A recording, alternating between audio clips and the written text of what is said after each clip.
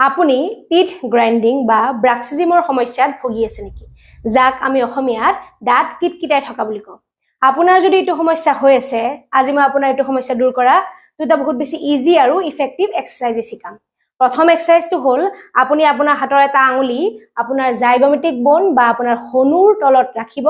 ৰাখি ভালকে হেঁচি ধৰিব হেঁচি ধৰি আপুনি আপোনাৰ মুখখন খোলা আৰু বন্ধ কৰিব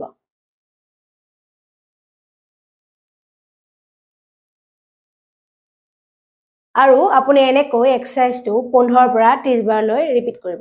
2 নম্বৰটো হ'ল এটা মাসাজ টেকনিকটো ব্যৱহাৰ কৰাৰ বাবে আপুনি আপোনাৰ হাতৰ দুটা আঙুলি এনেকৈ ল'ব